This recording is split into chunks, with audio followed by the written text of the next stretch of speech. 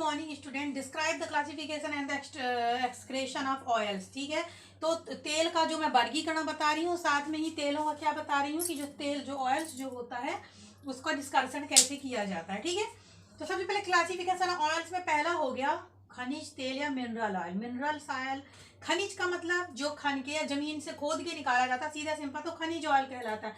तो mineral oil जो होता है तो ये हाइड्रोकार्बन के मिश्रण होते हैं, पृथ्वी के अंदर पाए जाते हैं। कहाँ पाए जाते हैं? ये पृथ्वी के अंदर पाए जाते हैं और ये खनिज तेल कहलाते हैं, जैसे कि मिट्टी का तेल और पेट्रोलियम। ठीक है, तो पृथ्वी के अंदर से निकल। दूसरा हो गया आपका वाष्पशील या सुगंधित तेल।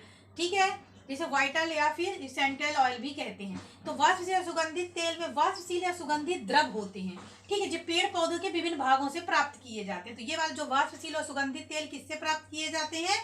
वाष्पशील और सुगंधित तेल जो होते हैं पेड़ पौधों के विभिन्न भागों से प्राप्त किए जाते हैं।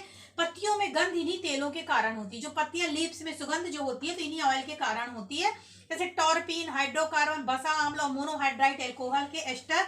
उदाहरण के लिए गुलाब और चमेली का तेल। ठीक है, तो पत्तियों में गंध किनके कारण होती है? इन्हीं के कारण होती है, वाष्पशील सुगंधित द्रवों के कारण। टारपीन, हाइड्रोकार्बन, बसा अम्ल तथा मोनोहाइड्राइड एल्कोहल के एस्टर होते हैं, जैसे कि गुलाब का और चमेली का तेल। फिर होता है अवाष्पशील और वेजिटेबल और एनिमल ऑयल। ठीक है, अवाष्पशील ग्लीसरॉल तथा उच्च वसा ट्राई एस्टर है। ये क्या कहलाते हैं? वेजिटेबल एनिमल ऑयल क्या कहलाते हैं? उच्च वसा और ट्राई एस्टर है।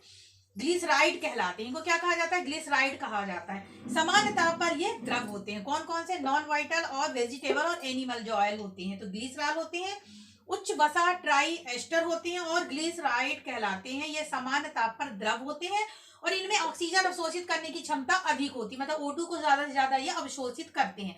अब इसके अकॉर्डिंग ये दो प्रकार के, सूखने वाला तेल और न सूखने वाला तेल।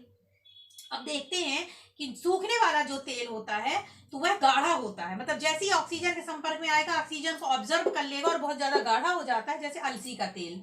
दूसरा कम सूखने वाला तेल, ये कम गाढ़ा होता है, यानी ऑक्सीजन से कम क्रिया करता है, कम अवशोषित करता है, जैसे बिनोले का तेल। फिर न सूखने वाला तेल वह कहलाता है जो ऑक्सीजन को अवशोषित ही नहीं करता, मतलब वायु में संपर्क में आने पर कोई रिएक्ट नहीं करेगा, ना तो ऑक्सीजन को अवशोषित करेगा, और जब रिएक्शन नहीं करेगा तो ज्यों का त्यों रहेगा, जैसे जैतून का तेल। अब तेल और वसा का निष्कर्षण जो होता है, तो निष्कर्षण मीन्स उसको कैसे निकाला जाता है? तो पहले कुचल कर। क्या होता है? कुछ ऐसे बीज होते हैं, जैसे सरसों और तिल का तेल जो होता है, तो इनको कुचल कर, जो कोल्हू के बेलनों में, कोल्हू के बेलन होते हैं, उनमें क्या किया जाता है कि इनको डाला जाता है और फिर इनको घुमाया जाता है, जिससे कि तेल निकलता है। फिर तेल निकलने में उसमें खली निकलती है।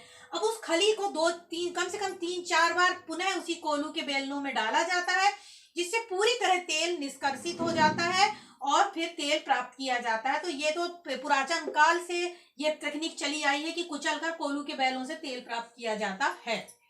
ओके, आजकल मशीनरों से भी ये काम किया जाता है। ठीक है, इसके बाद पिघलाकर जंतु वसा प्राप्त करने के लिए टिश्यू जल में उबाले जाते हैं। जो उसके ऊतक होते हैं उनको जल में जब उबाला जाएगा, उबालने पर आपको मालूम है कि जो वसा या फैट होता है पानी के ऊपर आ जाएगा तथा बाकी चीजें नीचे बैठ जाएगी। तो जो बसा बसा ऊपर आ जाती, जैसे कि आप देखते हैं कि कभी आप दूध को राउंडेड करेंगे तो जो उसकी जो उसमें घी होता है ऊपर ऊपर आ जाता है, या फिर पानी में भी आप डालते हो अगर बटर को, तो बटर ऊपर की ओर आ जाएगा। या फिर अपन गर्मी के टाइम में जब अपन मक्खन निकालते हैं या फिर घी वगैरह निकालने में ठंडा पानी डालते हैं, तो जो घी है फैट जो है वो ऊपर आ जाता है। फिर विलायकों में जंतु तेल प्राप्त करने के लिए पेट्रोलियम ईथर में विलय होते हैं, अतः प्रभाजी आसवन द्वारा पृथक किया। अलग अलग पेंदे के पात्र होते हैं और प्रभाजी आसवन के द्वारा इनको प्राप्त किया जाता है, विलायकों के द्वारा।